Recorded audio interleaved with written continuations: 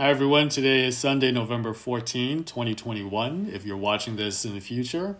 And let's talk about cryptocurrency. So if you were to ask me, and a lot of my friends and family have asked, what I thought about or what I'm thinking about cryptocurrency. If you had asked me that question, 18 months ago, a year and a half ago, I would have said, don't do it. It's too risky. It's play money and it's not worth anything. I will say that over the last 18 months, my view on cryptocurrency has evolved. And to make the video as short as possible, let me start with my bottom line conclusion. As of today, I think that if you want to have exposure to cryptocurrency, I think that an appropriate amount would be having anywhere from 1 to 5% of your net worth in cryptocurrency for the exposure. And I'm going to show you my portfolio and what I actually do so that you get a sense of it. But that's where I sit, between 1 and 5%. So what did I start doing and why did things change? For me, it changed because I'm seeing a lot more momentum moving towards cryptocurrency across the board with big institutional investor banks and retail investors, of course, putting their money and voting with their dollars essentially towards cryptocurrency. So I think that there's something there. And to not miss out, it's kind of the FOMO thing. I've started to invest, if you can use that word, towards cryptocurrency. So what I started was back in late May. I bought 4 mining computers. So these are GPU-based mining. And here they are. I'm running it on the Nice Hash platform where it's mining Ethereum and doing selling hash power, but being paid in Bitcoin. So these are my 4 rigs. And I would say that the yearly income is probably about $4,000. So I've had these now for 6 months. And I've probably been paid about $3,000 or $3,200, even though it hasn't been a full year yet. Because in the summer, the mining was really going kind of gangbuster. And even as I was talking about, you can see how the projected yearly income jumped to $4,300 now. So it fluctuates, but I'll show you what I've actually been paid. Right now, the balance in the wallet at NiceHash is only $15, but I'll get into that. Overall, I probably have about $100,000 in cryptocurrency of one form or another. The majority of that is in stablecoins, and a couple of percent of that 100 grand is in the Bitcoin. So I'm mining it. I spent $4,500 on these 4 computers. I've almost made my money back. But what happens is that as soon as I accrued a significant amount in the wallet here, I'll transfer it to a holding account over at BlockFi. So let's jump over to BlockFi and take a look. So this is my dashboard at BlockFi. I have $73,000 in total assets in BlockFi in their interest account. You can see here that it's 3 crypto balances. So if I were to click on this, you'll see that I have Bitcoin. So this is that 3,000, 3,200 now that is sitting from my mining operation. So it's coming in and it's sitting here, but I move it here because I'm earning interest of 4.5%. And it's working so far. So I'll continue to do that. As soon as I gain some significant Bitcoins in my mining operation, I'll move it over to BlockFi so that I'm holding it there and gaining interest. But 3,000 is a small amount, right? Most of my money is actually in stablecoin and cryptocurrency. So I'm doing USD coin and Gemini USD. So those are the 2 that I'm interested in at this moment. I may move some of the money to DAI as well. It's just a different stablecoin, and I'm not going to get into the technology.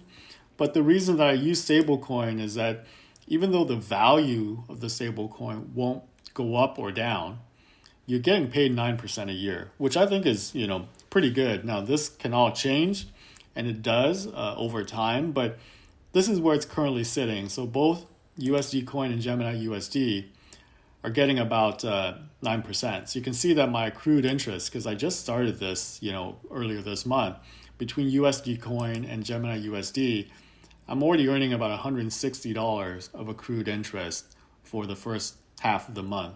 And that's only on BlockFi. The other thing that I do with BlockFi is that I have their credit card. So I funnel all of my monthly spend, my living expenses, through the BlockFi credit card. And I'm getting rewarded in Bitcoin for this. So each point that I get in accrued reward is worth about a penny.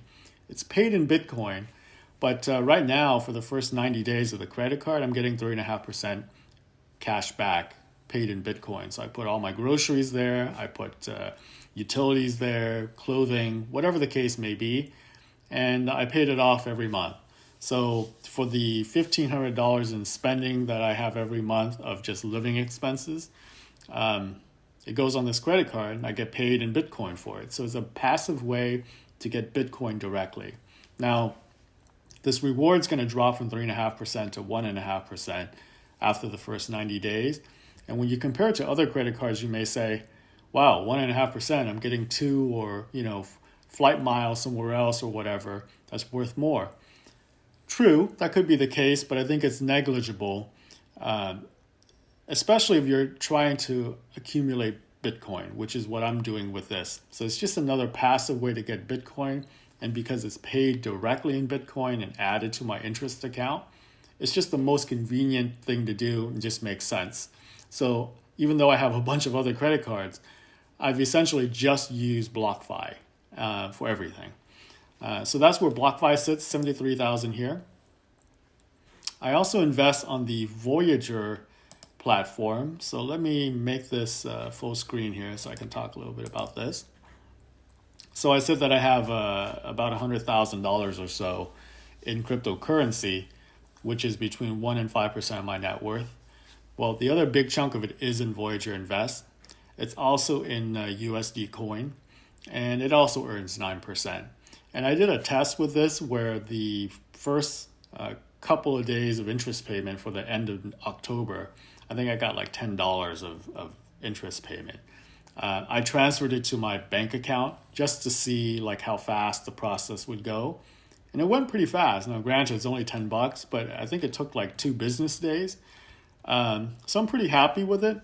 The one thing I don't like with Voyager Invest is that it's an app only. So it only runs on the phone. Fortunately, I can download the phone app to my Mac, and that's how I'm recording the screen.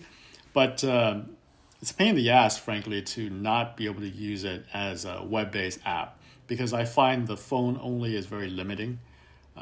You basically transfer a US dollar amount and then you buy your stable coin or other cryptocurrency. But I only do stable coin on Voyager Invest. If you keep your cash as USD, US dollars on Voyager Invest, the nice thing is that it is FDIC insured up to, whatever, $250,000, right? But that's only for US dollar balances. If you buy crypto, then you don't have that insurance anymore. So that's where I have another 27 grand. And then I'm also on the Gemini platform where I have less, holding about $500 in Gemini USD. And I'll probably add more to this over time. But my strategy right now is to hover between 1 to 5% of my net worth in cryptocurrency, the majority of which is Bitcoin. Sorry, not Bitcoin, stable coins. And adding to my Bitcoin holding via mining and transferring it to the interest-bearing account. So that's what I'm doing for exposure to cryptocurrency. If you were to ask me, what's the prudent thing to do, I would say probably between 1 to 5% and not more than that at this point until, the landscape change. You hear a lot about DeFi and things like yield farming and staking, your Ethereums or whatever the case may be. But I'm keeping my operation pretty simple just for the exposure.